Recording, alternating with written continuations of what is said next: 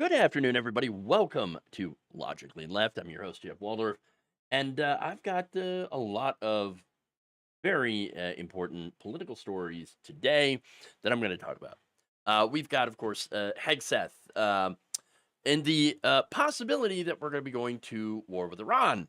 Ugh, not good. And of course, what's happening in the White House? Well, it's also not good. So we've got that.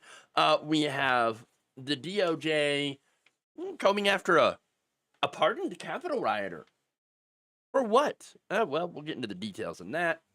We have, of course, the Supreme Court's bombshell ruling against the trans community. I'm going to be talking about that as well.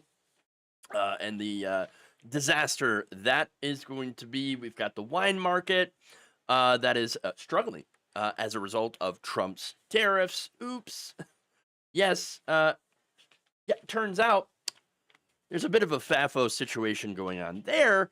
And then, of course, we also have more of that. Lawyers are leaving law firms that have bent the knee to Donald Trump. So, interesting stuff happening. There is, I don't know, I almost feel like it would be cliche calling it the resistance report, but it's kind of what it is. There is a lot of resistance that's happening here.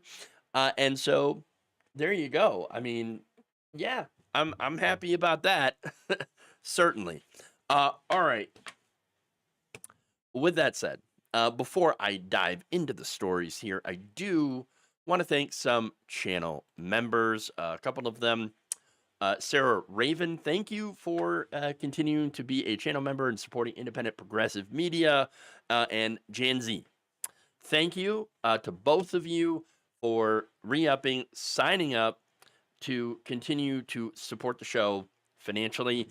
You can do that by being a member, but you can also do it by signing up at our Patreon page, patreon.com/Jeff Waldorf. You can see it down on the ticker below and at the bottom of the screen. So awesome. All right. With that said, please like and share the stream. Let's get into it. Uh-oh. Here we go.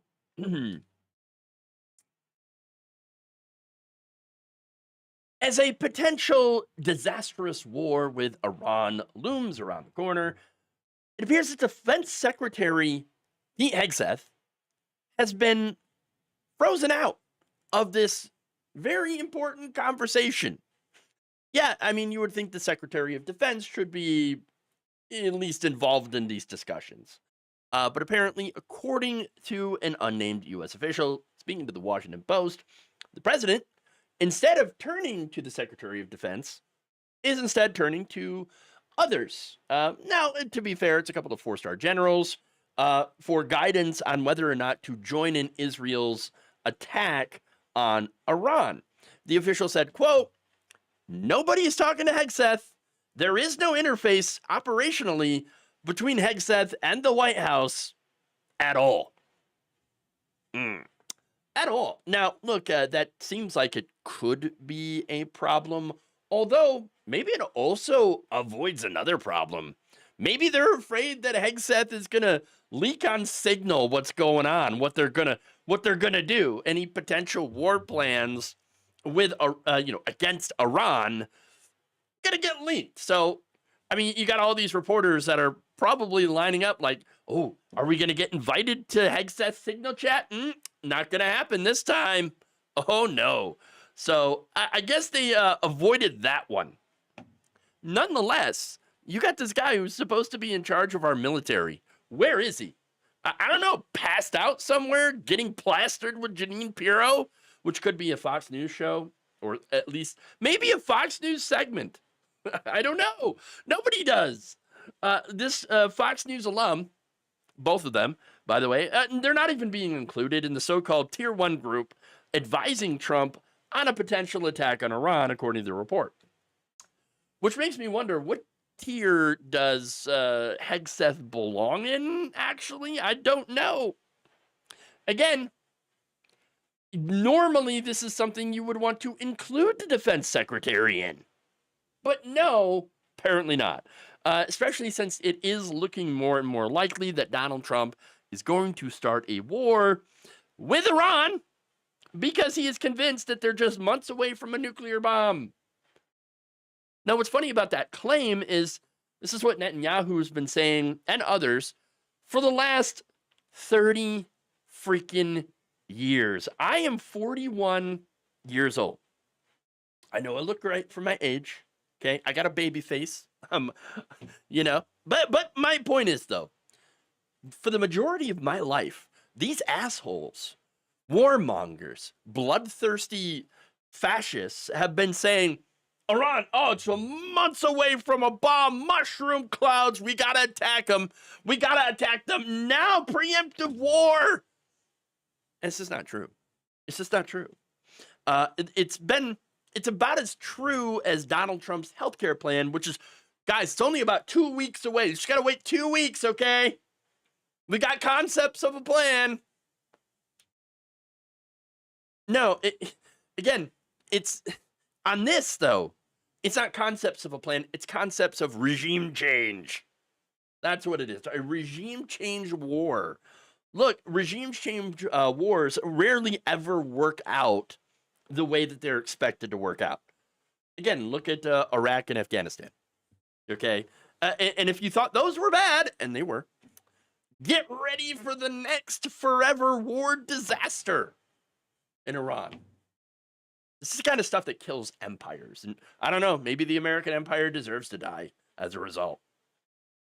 Now, of course, this time, though, it's not going to be W.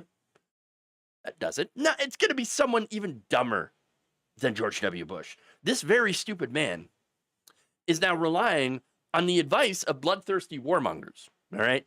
As well as, ironically, other people on Fox News. He's already hired 2 Fox News hosts to be part of his administration, and now he's looking at, Fox News. Oh man, I'm watching Fox News, and you got these people that are cheering on war with Iran, and there it is. Okay, and so that's where he's getting his advice. Now, when asked if the U.S. was getting closer to striking Iran's nuclear facilities, which would be a declaration of war, at the White House on Wednesday, Trump replied, "I may do it. I may not do it." Wait, whoa! This is a very serious issue. This is not time to be coy, all right? But as I mentioned, though, at least, yes, he is getting advice from his generals. However, the general that he's getting advice from is Eric Gorilla. As I mentioned yesterday, he is nicknamed the Gorilla. This guy's been saying dumb things like, if we go to war with Iran, it's really not going to be all that costly for us. That right there, that statement is right up there with, don't worry, guys, they're going to greet us as liberators. It's one of the top dumbest things people have said about going to war. Mark my words, if we invade Iran, you're going to be hearing that quote a lot in the context of how incredibly stupid and wrong it was. Now, also advising Donald Trump is General Dan Kane, the chairman of the Joint Chiefs of Staff, and the nation's highest-ranking military officer. Both generals are said to be providing Trump their input on Iran, while Hegseth and his team remain largely out of the loop. Well, once again, look, what would Hegseth even add to the conversation? And that's a good question. Fair question, of course. He is deeply unqualified for that job. Deeply unqualified. The only reason he got it is probably because he was on TV. That's it. Now, as I mentioned on the show previously, Hegseth isn't the only senior official that has been kept out of the loop on this potential war. You also have Director of National Intelligence, Tulsi Gabbard. Now, you would have to have intelligence, right, in order to, get the full picture of what a war could end up being and whether or not to even go to war. You would think that the Director of National Intelligence is somebody you would turn to to verify, hey, do we actually have information that they're going to have a nuclear weapon? Or, have any information about their technical capabilities, tactical capabilities? That would be the person to ask, right? Apparently not. No, not even talking to her. Not even talking to her. Jeez. Not good. Not good at all. Now, why is she being iced out? Well, apparently she put out a video on June 10th where she spoke out against political elite warmongers, which apparently Trump took it very personally. The video was said to have angered Trump, with him later confronting her in front of others at the White House by saying, quote, "I saw the video and I didn't like it," a source told the Post. Apparently, she is not in favor of attacking Iran. Well, maybe it's because likely Russia would be backing Iran, and then we would have to go up against Russia, and she's not exactly in favor. Whatever the reason, I don't really care at this point, because I just don't want a war in Iran. I don't want us to attack Iran. That would be a bad idea. And neither, by the way, do many Trump supporters. Look, I've talked about how we've got Steve Bannon, Tucker Carlson, Marjorie Taylor Greene. They're all like, no war with Iran. Let's not do that. That's a bad idea. Steve Bannon said at a breakfast with the reporters hosted by the Christian Science Monitor said, we can't have another Iran. Iraq. We can't have another Iraq in Iran. Getting involved into another Middle East war, he added, would tear this country apart. And honestly, look, broken clocks, man. Broken clocks. I'll take it. I hardly agree with Tucker Carlson, Steve Bannon, or any of these ghouls on most things. On this, though, I'm not agreeing with them. They're agreeing with us. Okay? We're not in favor of this war. And we're all agreeing with the vast majority of Americans who do not want this war. We do not want the war. The establishment, however, they do want a war. Fox News, they want the war. The defense contractor, well, of course the defense contractors want the war. They make a lot of money, but the American people don't. In fact, a recent Economist YouGov poll conducted over the weekend revealed that 53% of Trump voters, that's right, voters who backed Trump in the 2024 presidential election, do not want America to join in with Israel's war against Iran. Hell, you got people like Representative Tim Burchett, again, someone that I hardly agree with ever. He told CNN that he wanted to see very little U.S. involvement in the conflict. I want to see none. He said, we don't need another endless war in the Middle East. Old men make decisions and young men die. And that's the history of war. We need to take a deep breath and slow down this thing and let the Israelis do their thing. We do not need a three-front war in our lifetime. I mean, look, when they're right, they're right. Okay? I have a lot of disagreements with these people. This ain't it. This ain't one of them. That's it. But like I said, at the end of the day, Trump doesn't seem to be listening to those people, to the anti-war crowd. But instead, they're listening to the people who are leading his dumb ass into making what could be the biggest foreign policy blunder of this century. Buckle up, everybody. Things could get bad.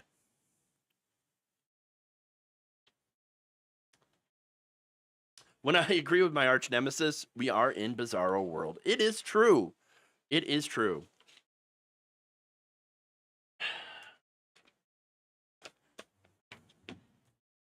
Moving on.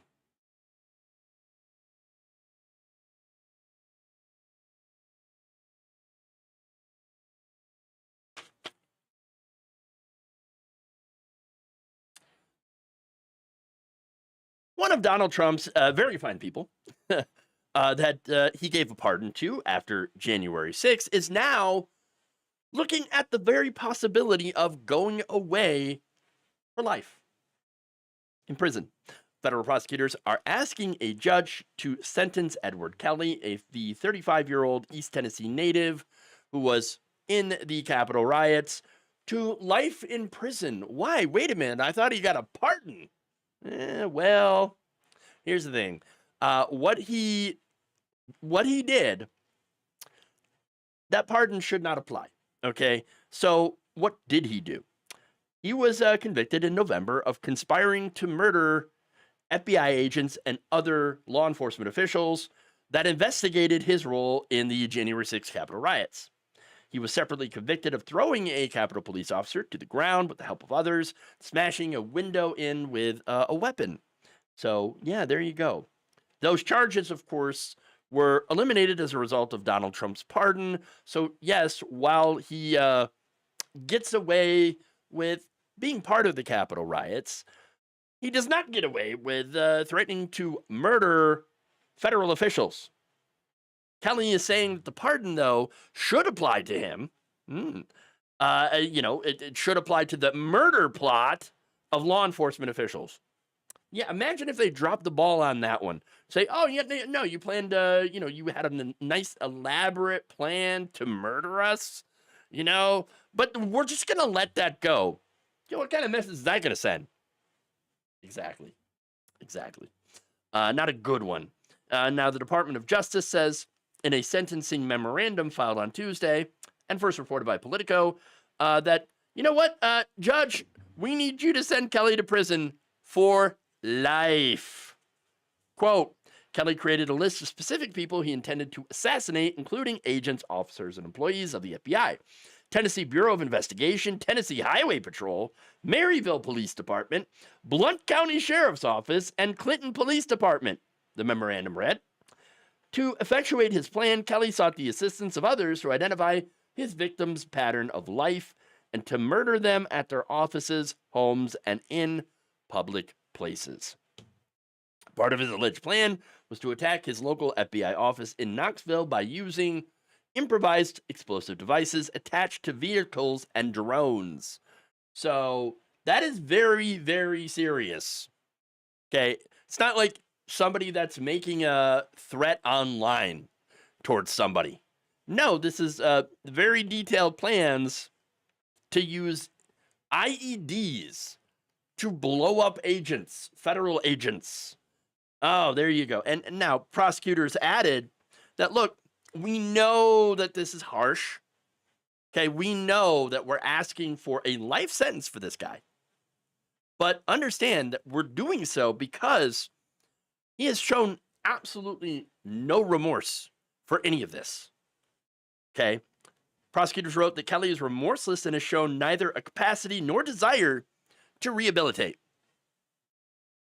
On the contrary, Kelly not only believes the actions for which he was convicted were justified, but that his duty as a self-styled patriot has compelled him to target East Tennessee law enforcement for assassination. He has also gone on record for being proud of his actions on January 6th. He told reporters back in April, quote, I don't feel bad for what I did. I was fighting for my country that day. I mean, the election was obviously rigged. If somebody doesn't believe that it's rigged, then they need to get informed or pull their head out of the sand. Oh, I love it. Oh, God, get informed, which basically means, why don't you need to go and watch the same crappy, poorly or unsourced conspiracy theory videos that I have. Right. Yeah. Oh, get your head out of the sand. Bro, your head is planted firmly up Donald Trump's ass. You can probably smell what he had for dinner. All right? That's how far possessed you are. Now, the funny part of that, though, is even with his undying devotion to Donald Trump and his conspiracy theories, he is so far not getting any more help. He's not getting any help. Look at that. Kelly claims that the FBI agents and witnesses lied about him during his trial and added that he had written a letter appealing directly to President Donald Trump. But as of April, he has not received any response. I mean, maybe he needs to get in line behind Sarah Huckabee Sanders, who has been trying to ask Donald Trump for help after her state was devastated by storms. asking for help, and you got that big old line of people that are appealing to the God King Emperor for some sort of help. Well, you know what? Before I get to that, he said, I want to let him know my situation, that he needs to intervene because the Eastern District of Tennessee is just absolutely dedicated to crushing me. Well, first of all, if these are state charges, then no, he cannot get a pardon for that. Again, they're federal charges, sure, but that doesn't mean that Trump is automatically going to pardon him. Just saying. I mean, here's the thing. You already got yours. You got your pardon. You only get one. Okay, that's it. Now that Donald Trump is in charge, and he's already done that, he's done with you. He's done with you.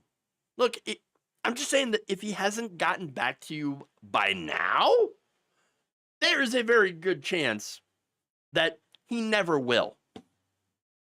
So you might just want to suck it up.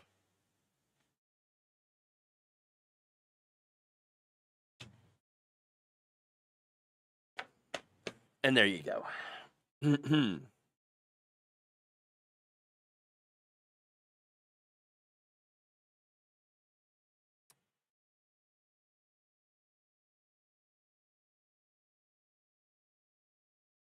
On Wednesday, the conservative Supreme Court dropped a bombshell ruling against transgender Americans, voting 6-3, because of course they did. In the case U.S. versus Scarametti, the court upheld a Tennessee law banning gender-affirming care for trans youth. So now the law, ironically, would still allow for puberty blockers and other hormone care for cisgender kids, but not for trans kids. So basically, someone assigned female at birth couldn't receive a prescription for testosterone, but someone assigned male at birth can. That's gender affirming care, right? But it just doesn't apply to trans people. Now, wait a minute. I thought that these drugs, I was told that they were dangerous and experimental. Oh my God, they're harming the kids. What about the children? What about somebody think of the children? But wait, cis children, they can use these, and they'll be fine. But trans kids, it's only the trans kids that are not going to get the care that they need, that they deserve. Got it. I see. Now, the three families and the doctor who challenged this Tennessee law said that this violated the Equal Protection Clause of the 14th Amendment because it discriminated based on sex. Now, Tennessee argues, no, it's not based on sex at all, which, again, would violate the 14th Amendment. No, it's based on the age and the medical purpose. Now, of course, here's what I see is going to happen.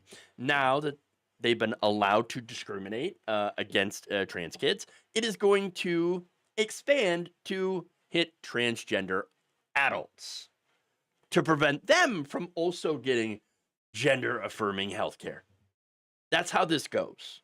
That's how this always goes.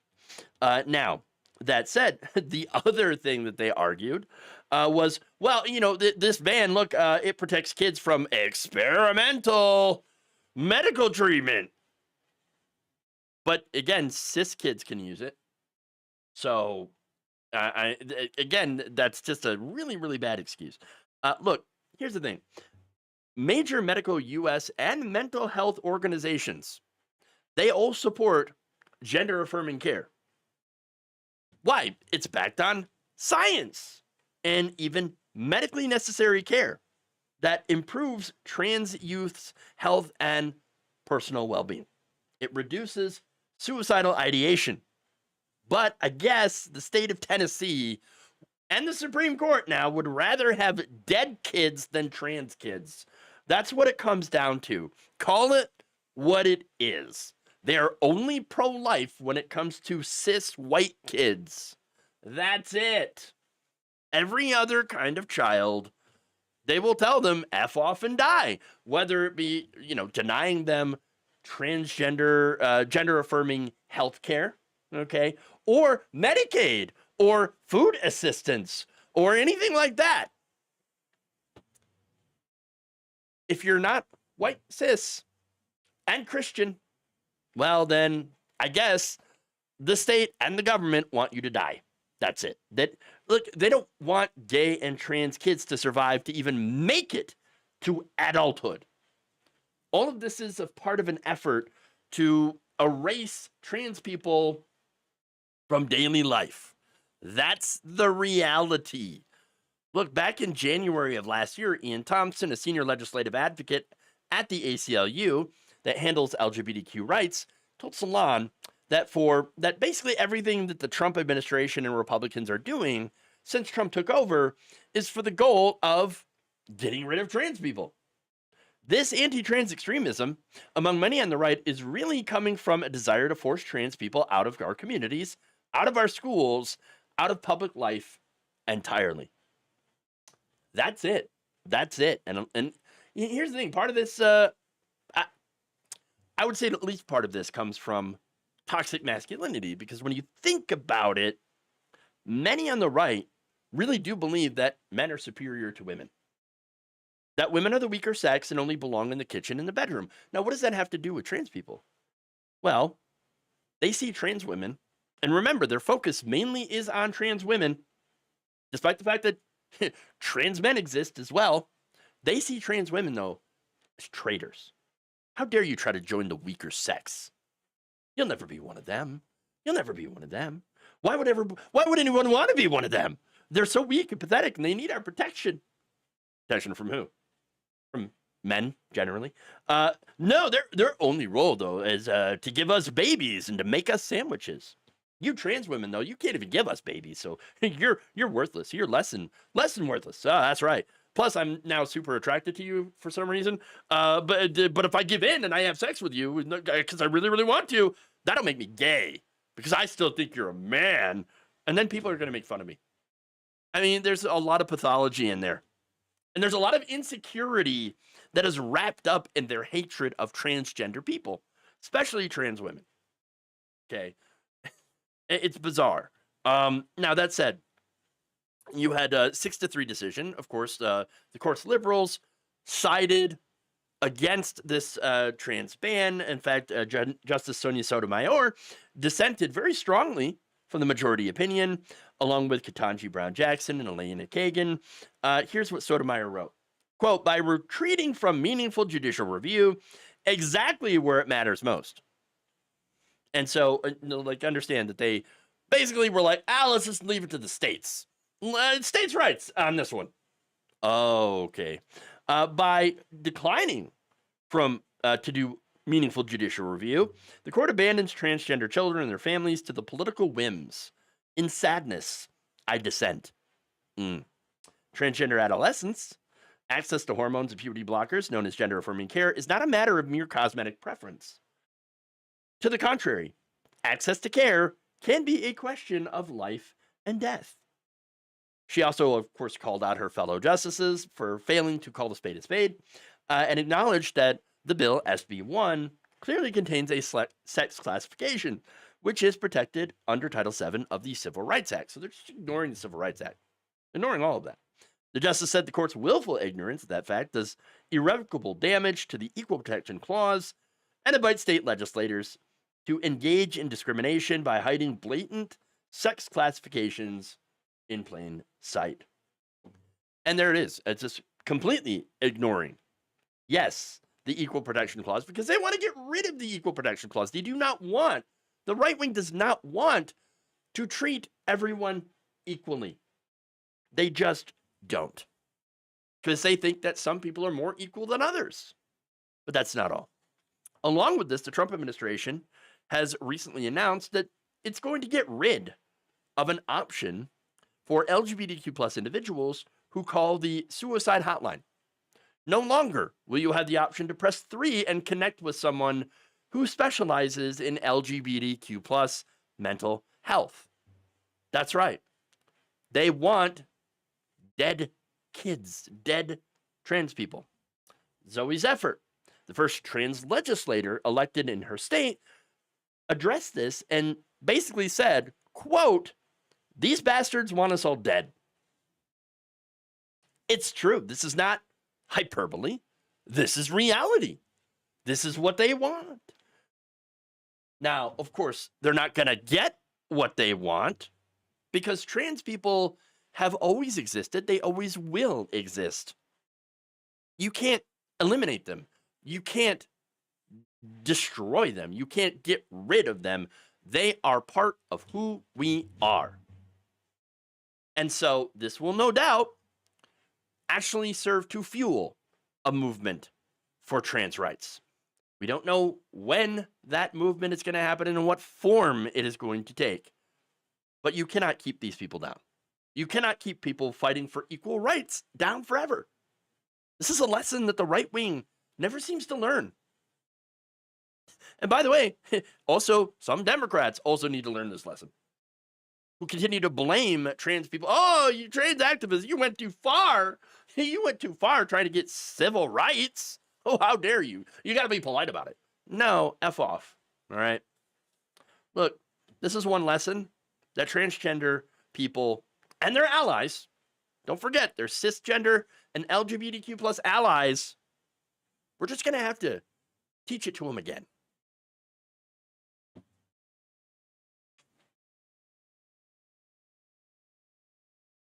They also took the T out of the LGBTQ. There is no LGBTQ without the T. Simple as that.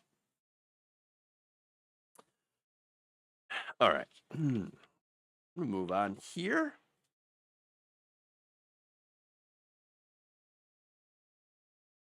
Couple more FAFO stories.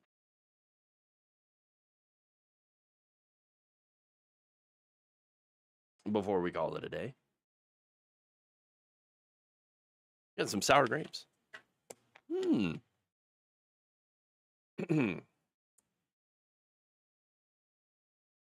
U.S. winemakers are finding out after Canada retaliated against President Donald Trump's ridiculous tariffs. After President Trump announced a series of tariffs targeting Canadian goods earlier this year, Canada was quick to respond with their own retaliatory measures aimed at specific sectors of the American economy, mainly that rely on exports north of the border, one of which happened to be the wine industry. And of course, they're now whining about it, the industry itself, because the result here happened to be a 93% drop in American wine exports to Canada. This was in April, by the way. This is the largest year-over-year decline in exports in decades, which of course is absolutely destroying the industry. Canada is the largest buyer of exported U.S. wine. According to one expert, wine firms here in the U.S. thought that the tariff on imported goods, including wine from Canada, would be a boon.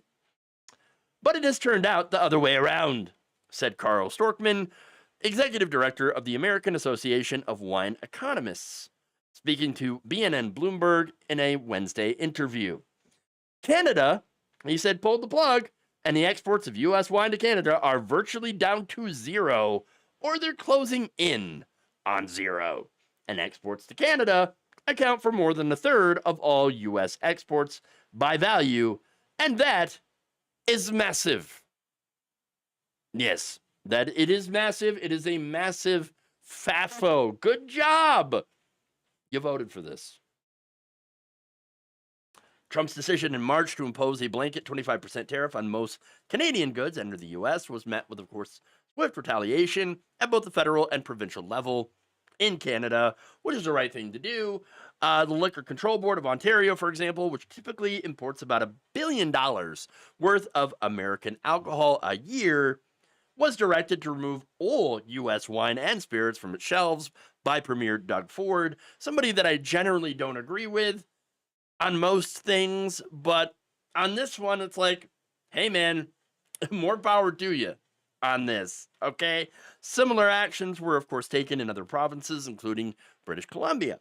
After those tariffs were removed following Trump's Liberation Day trade announcement, imports did resume, but at a much slower pace. The federal government continues to impose a 25% tariff on wine, U.S. wine, entering the country. Here's the thing, though. Okay, yes, there were tariffs, and then Trump kind of took those tariffs away because they were disastrous, right? But here's the thing. It's not just that anymore. It's the principle of the thing. It's the betrayal that Canadians feel. America has betrayed its friend, Canada, with these nonsensical tariffs. They voted for this. There is no more trust between our two nations, which again is really sad because I love Canada. Okay, I want Canada to be our friends. They're our northern neighbors. I live in Michigan. They're right above us. But that trust now between our two countries is gone thanks to a man baby and a sycophant supporters. In fact, I mean, you could argue that Canada was on track to elect its own Trump-like person until Trump did the stuff that he was doing, and Canadians were like, oh, wow, no. Yeah, no, ooh, bad idea. Oh, no. No, we're going to vote for Mark Carney, okay? That's what's going to happen here. And so, oops.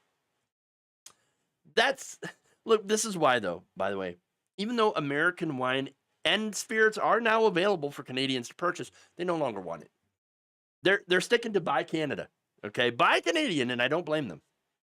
Look, they don't need our alcohol. We do need their money. I mean, it's nice to have. They needed our money far more than they needed our booze. So, oops. Now, Storkman added this, quote, if you cannot ship out millions of dollars worth of wine, it will stay here. But the pot is closed and the lid is on the pot. It must lead to price drops in the U.S. So it's not turning out to be a boon. It might be the absolute opposite. Yes. Look, yeah, of course, it's simple supply and demand. Okay, that's it. If nobody's buying it, if we're not shipping it out to other countries, who's going to buy it in the U.S.?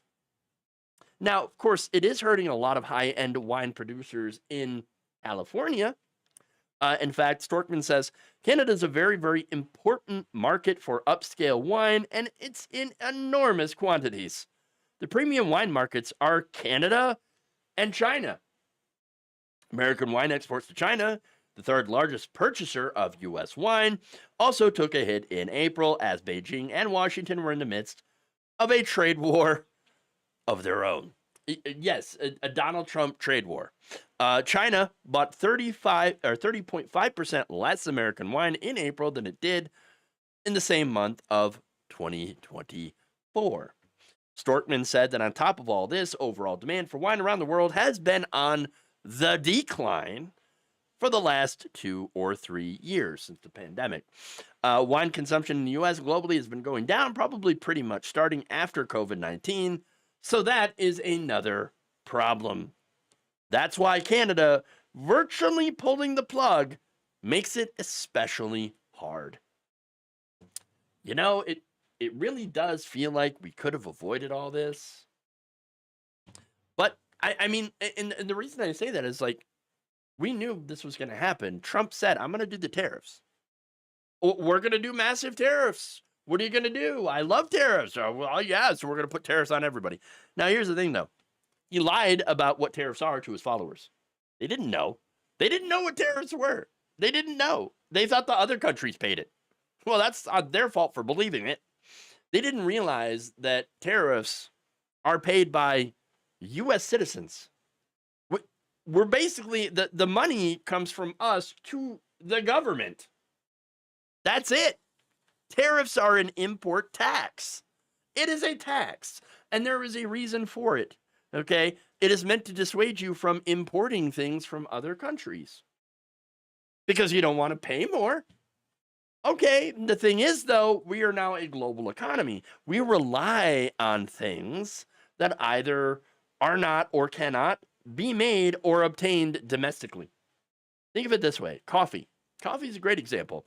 You know, the only state in the country that is capable of growing coffee is in Hawaii.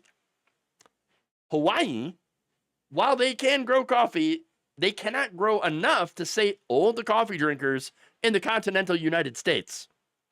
And if somehow we ended up in a situation where Hawaii was the only source we could get coffee from, well, the result is most people wouldn't be able to get coffee, wouldn't be able to afford it.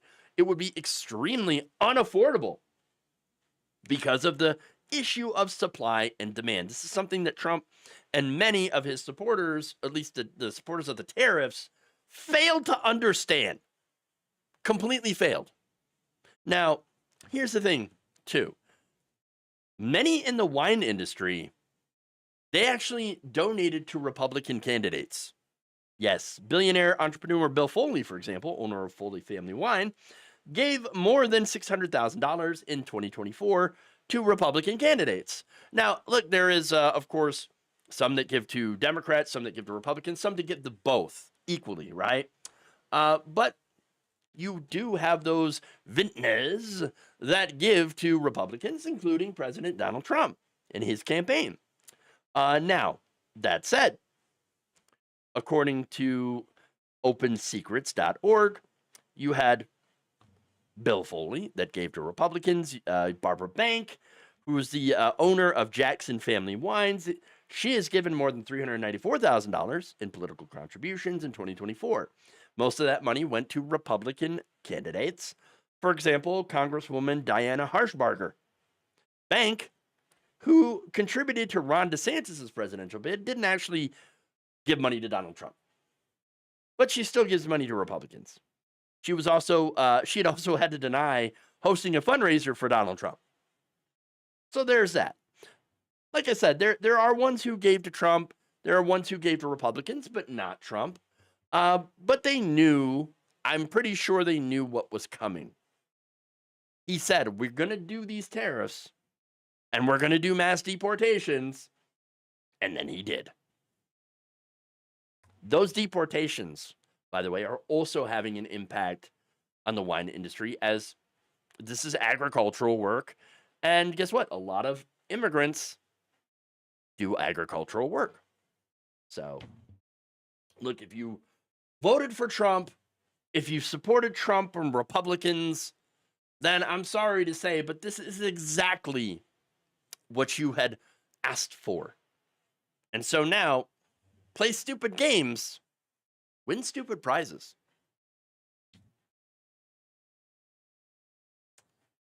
All right.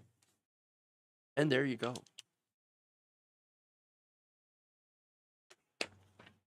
Last story for the day. We're just flying through this show, flying through the hour.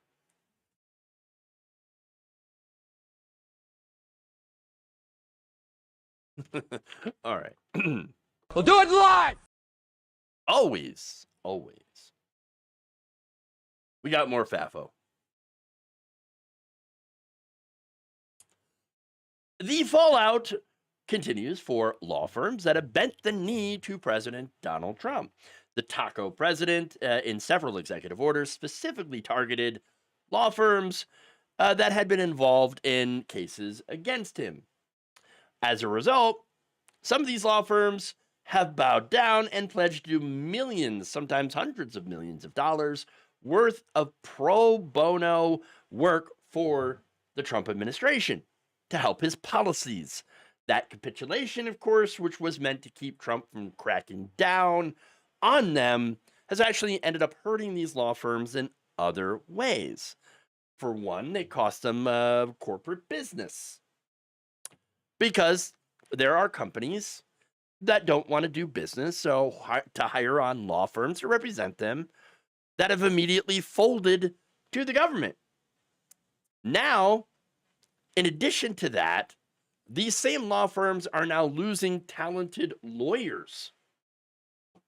For example, a litigation partner at Cadwallader, Wickersham and Taft, who also chaired the law firm's pro bono committee, she has left to work for a smaller firm led by, get this, Roberta Kaplan. Ellen Holliman is joining Kaplan Martin. a litigation firm said on Tuesday, touting her experience representing major financial institutions and companies, as well as her pro bono work on behalf of veterans, asylum seekers, and members of the LGBTQ community. Cadwallader, in April, pledged to provide at least $100 million in free legal work to causes Donald Trump supports, which would obviously be against veterans, asylum seekers, and LGBTQ plus people. So now, of course, this law firm is one of the 9 major firms to reach similar deals with the White House in order to avoid executive orders that would target their business. Holloman opposed Cadwallader's deal with Trump, according to a person familiar with her departure from the firm.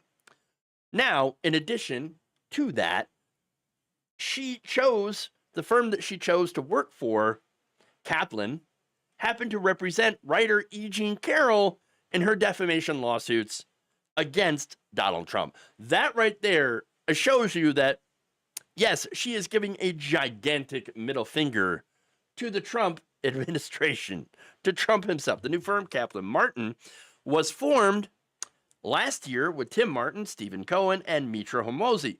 The firm is representing the Metropolitan Transportation Authority in litigation to block Donald Trump's efforts to end Manhattan's congestion pricing program. Now, that's not all. Oh, no. Since the end of May, 9 partners have left the firm Paul Weiss to join a new firm, Dunn Isaacson Re, co-founded by former Paul Weiss partner Karen Dunn. Litigation partners Martha Goodman and Amy Mauser were the latest to announce their moves to different firms in LinkedIn posts earlier this week. And on Friday, a group of 7 partners left Wilkie, Farr, and Gallagher to join Cooley, which is representing Jenner and Block in their lawsuit fighting against a Trump executive order that Trump put out against it. Overall, it looks like these lawyers, they're pissed. That's right. They're not going along with the Trump administration's attacks on lawyers, on law firms that go against him. Now, this is add this, all right, to the lawsuit recently announced by the American Bar Association. They are suing the Trump administration over these same executive orders. Okay, and so. And by the way, that lawsuit, this is the American Bar Association, right, overall, but there are also the smaller bar associations of the different states, like the D.C. Bar, for example, who just rejected Brad Bondi, brother of Pam Bondi, in his bid to lead the D.C. Bar. This guy got less than 10% of the vote in an election where you had record turnout. They had 5 times as many voters turn out in this election to reject Brad Bondi than in a typical election. I mean, that really shows you how fired up the legal community is against Trump. Okay, the lawyers are quite clearly not on the side of the Trump administration's attempts to shut down lawyers, to quell legal dissent. Now, what's great is that, look, these people are not going to be intimidated. As Albert Sellers, LLP, put in a response to Trump's attacks on the legal profession, quote, F that fascist nonsense. That right there is, it is the correct response to all of it, because it is fascist nonsense. Look, any firm that had signed on to do free work for Donald Trump because they're afraid of him, they don't want to lose security clearances or access or whatever, they deserve to go out of business. You have one job. What is your job? To fight for your clients. Seems pretty simple. If you can't do that, if you cannot fight for the people that hired you, right? You cannot fight for your clients. If you bend the knee to a fascist for whatever reason, and usually that reason, of course, is self-preservation, preservation of access, preservation of profits, well, then congratulations. You deserve none of those things.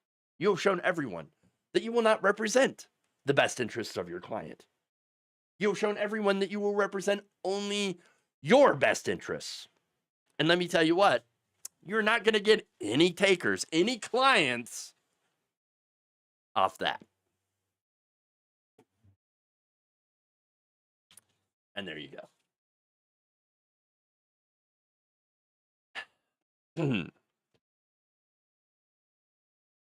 All right. That's it. That's all I've got for y'all today. Oh, I keep hitting that button. Let me tell you what. Hold on. You and you orbs. Okay, that is not the button that I wanted to hit. Okay. There's insanity in the control room. Who's got a hammer? Okay. I gotta stop hitting buttons, everybody. I gotta stop it. Too many of them. Anyway, this is one of those it's one of those days. Robbie Kaplan is the lawyer who represented E. Jean Carroll. Yes, Grubber Cat, I believe that I mentioned that. Yeah, and I think once again, gigantic FU to Trump. I love it. Love it. Okay. All right. That said, I do have Bobby Tapatio. Thank you for becoming a member and supporting independent progressive media. You can tell it's independent and progressive because of all the technical f-ups. So you gotta love that. Hey, that's how you know we're keeping it real here. We'll do it live. That's right. I'm just a button pusher. Yes, I'm definitely a button pusher. I do love that. All right, so let's see. Thank you to VMan29397 saying on a super chat here. I say this, we like that Bad Bunny song, Una Valida, at the beginning. When the storm is raging and the government isn't helping, I'm just waiting for the final verse when the sun comes out, if it ever will. Yes, you know what? At some point it will. It has to. But we're going to have to go through the worst of it. We're going to go through it. Okay? We're all going through it here. And we're going to have to go through it and get through it together in order to get out on the other side to something better. That's what I am hoping for. And that's what I want to see. And I hope we all make it out of it. Okay? But some of us, I think most of us are going to make it out to the other side. And hopefully then we can actually start to build something better. All right. So thank you, VMan29397. Thank you, Bobby. Really appreciate that. Support independent progressive media. Sign up, become a patron, become a channel member. And again, super chats and stuff support the show. So thank you for that. So I will not be here on Friday. Unfortunately, I will not be able to do a show, do a live stream on Friday. We'll be back on, of course, Monday. So sorry about that. I have things that I have to do, unfortunately. So it sucks, but we'll see you back here 2 p.m. Eastern Monday. So have a great weekend. Once again, take care of yourselves, take care of your your friends, your family, etc. All the people that you care about, and stay safe. And not only that, but of course, if you're taking part of any protests, which is a great thing, I definitely will recommend doing protests, but make sure to stay safe if you're doing so. With that said, remember, change begins with you. Love you all. Have a great weekend, and we'll see you back here soon.